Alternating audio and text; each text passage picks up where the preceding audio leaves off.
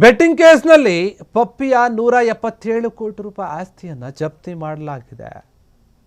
ಕೈ ಶಾಸಕ ಏನು ವೀರೇಂದ್ರ ಪಪ್ಪಿ ಏನಿದ್ದಾರೆ ಅವರು ಇಡಿ ಒಂದು ವಿಚಾರಣೆಯಾಗಿ ಜೈಲಿಗೆ ಕೂಡ ಹೋಗಿ ಬಂದರು. ಹೊರಗೆ ಬಂದ ಮೇಲೆ ಈಗ ಅವರಿಗೆ ಮತ್ತೊಂದು ಶಾಕ್ ಎದುರಾಗ್ತಾ ಇದೆ. ಈಗ ಕೈ ಶಾಸಕ ಆಗಿರುವಂತಹ ವೀರೇಂದ್ರ ಪಪ್ಪಿ ಏನಿದ್ದಾರೆ ಇಡಿ ಅಧಿಕಾರಿಗಳು ದಾಳಿ ನಡೆಸಿದ್ರು, ಅವರನ್ನು ಬಂಧಿಸಿದ್ರು. ಈ ಹಿಂದೆ ಆದಂತಹ ವಿಚಾರ ಎಲ್ಲವೂ ಕೂಡ ಗೊತ್ತಿದೆ.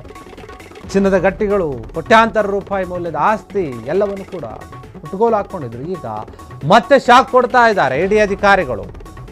ಈವರೆಗೆ ನೋಡಿ ಒಟ್ಟಾರೆ 320 ಕೋಟಿ ರೂಪಾಯಿ ಆಸ್ತಿಯನ್ನು ಜಪ್ತಿ ಮಾಡಿದೆ ಜಾರಿ ನಿರ್ದೇಶನಾಲಯ. ಅಕ್ರಮ ಆನ್ಲೈನ್ ಬೆಟ್ಟಿಂಗ್ ಆ್ಯಪ್ ಮೂಲಕ ಜನರಿಗೆ ಮೋಸ ವಂಚನೆ ಮಾಡಿದ ಆರೋಪ ಕೇಳಿ ಬಂದಿತ್ತು.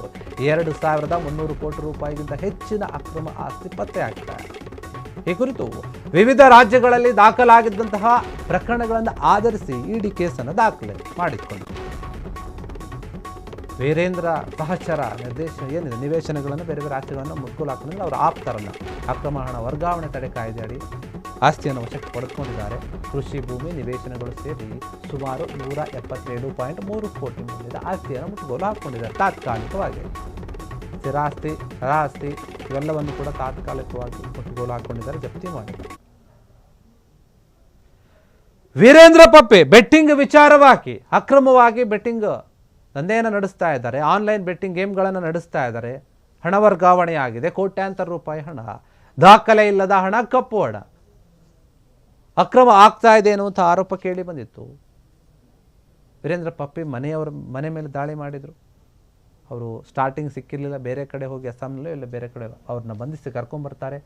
ಕೆಲ ತಿಂಗಳುಗಳ ಕಾಲ ಅವರು ಜೈಲಲ್ಲಿ ಕೂಡ ಇದ್ದರು. ಈಗ ಬೇಲ್ ಮೇಲೆ ಹೊರಗೆ ಬಂದಿದ್ದಾರೆ. ಈಗ ಇಡಿ ಆಪ್ತರಿಗೂ ಕೂಡ ಏನಿದೆ ಪಪ್ಪಿ ಆಪ್ತರಿಗೆ ಇಡಿ ಶಾಕ್ ಕೊಡ್ತಾ ಇದೆ. ಅವ್ರ ಮನೆ ಮೇಲೆ ಕೂಡ ದಾಳಿ ಮಾಡಿದರೆ ಈಗ ಆಸ್ತಿಯನ್ನು ಜಪ್ತಿ ಮಾಡಿದ್ದಾರೆ. ಸುಮಾರು 177.3 ಕೋಟಿ ರೂಪಾಯಿ ಆಸ್ತಿಯನ್ನು ಜಪ್ತಿ ಮಾಡಿರುವಂಥದ್ದು.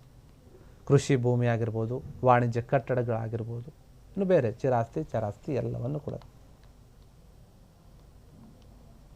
ಇಲ್ಲಿ ತನಕ ಎಷ್ಟಾಗಿದೆಯಪ್ಪ ಅಂತ ನೋಡೋದಾದರೆ 320 ಕೋಟಿ ರೂಪಾಯಿ ಆಸ್ತಿಯನ್ನು ಜಪ್ತಿ ಮಾಡಿದೆ ಜಾರಿ ನಿರ್ದೇಶನಾಲಯ. ಆನ್ಲೈನ್ ಗೇಮಿಂಗ್ಗಳನ್ನು ಆಡಿಸೋದು, ಬೆಟ್ಟಿಂಗ್ ದಂಧೆಯನ್ನು ಮಾಡಿಸೋದು, ಅದರಲ್ಲಿ ವಂಚನೆಯನ್ನು ಮಾಡೋದು, ಜನರಿಗೆ ದೊಡ್ಡ ಮಟ್ಟದ ಆರೋಪ ಕೇಳಿ ಬಂದಿತ್ತು ಪಪ್ಪಿ ವಿರುದ್ಧ. ಕೆಲವೊಂದು ಹಗರಣಗಳಲ್ಲಿ ಅಕ್ರಮಗಳಲ್ಲಿ ಜಾಸ್ತಿ ಕಾಂಗ್ರೆಸ್ ನಾಯಕರೇ ಈ ಬಾರಿ ಸಿಕ್ಕಾಕೊಳ್ತಾ ಇದ್ದಾರೆ. ಅದು ಕೂಡ ಸರ್ಕಾರಕ್ಕೆ ಒಂದು ರೀತಿಯಾಗಿ ಮುಜುಗರ ತರ್ತಾ ಇತ್ತು. ನಾವು ನೋಡಿದ್ವಿ ಈ ಹಿಂದೆ ವಾಲ್ಮೀಕಿ ಹಗರಣದಲ್ಲಿ ನಾಗೇಂದ್ರ ಅವರು ಸಿಕ್ಕಾಕೊಂಡಾಗ ಅವ್ರು ಮಾಡಿದಾರೋ ಇಲ್ಲ ಆರೋಪ ಅಂತೂ ಕೇಳಿ ಬಂತು. ಆಗ ಅವರು ಮಂತ್ರಿ ಸ್ಥಾನನೇ ಹೋಯಿತು. ಆಮೇಲೆ ಇವ್ರದ್ದು ಕೂಡ ಬಂತು, ಇವರು ಜೈಲಿಗೆ ಹೋದರು. ಬೇರೆ ಬೇರೆ ಈ ರೀತಿಯಾಗಿ ಆಗ್ತಾ ಬಂತು. ಇವ್ರ ಮೇಲೆ ಕೇಳಿ ಬಂದಿದ್ದೇನು ಅಂತಂದರೆ 2,300 ಕೋಟಿ ರೂಪಾಯಿ ಆಸ್ತಿ, ಅದಕ್ಕಿಂತ ಹೆಚ್ಚಿನ ಆಸ್ತಿಯನ್ನು ಈಗ ವಶಪಡಿಸ್ಕೊಂಡಿದ್ದಾರೆ. ಆದರೆ ಇವರು 320 ಏನಿದೆ ಅಷ್ಟು ಕೋಟಿಯಷ್ಟು ವಂಚನೆ ಮಾಡಿದ್ದಾರೆ, ಜನರಿಗೆ ಮೋಸ ಮಾಡಿದ್ದಾರೆ, ಅಕ್ರಮವಾಗಿ ಕೆಲವೊಂದು ಆನ್ಲೈನ್ ಗೇಮ್ಗಳನ್ನು ನಡೆಸ್ತಾ ಇದ್ದಾರೆ, ಕಪ್ಪು ಹಣ ಜಾಸ್ತಿ ಇದೆ, ಎಲ್ಲ ವಿಚಾರಗಳನ್ನು ತಿಳ್ಕೊಂಡಿದ್ದಾರೆ. ಅಧಿಕಾರಿಗಳು ಬಂದು ದಾಳಿ ಮಾಡಿದ್ರು. ಆಗ ಅದಕ್ಕೆ ತಕ್ಕಾಗ ಬೇರೆ ಬೇರೆ ಬ್ಯಾಂಕ್ಗಳಲ್ಲಿ ಹೋಗಿ ಪರಿಶೀಲನೆ ಮಾಡ್ತಾರೆ. ಅಲ್ಲಿ ಚಿನ್ನದ ಬಿಸ್ಕೆಟ್ಗಳು ಸಿಗುತ್ತೆ, ದುಡ್ಡುಗಳು ಸಿಗುತ್ತೆ, ಕೆಲವೊಂದು ಡಾಕ್ಯುಮೆಂಟ್ಸ್ಗಳು ಸಿಗುತ್ತೆ. ಎಲ್ಲವನ್ನು ಕೂಡ ವಶಪಡಿಸ್ಕೊಂಡು ತನಿಖೆ ಮಾಡ್ತಾ ಇದ್ದಾರೆ.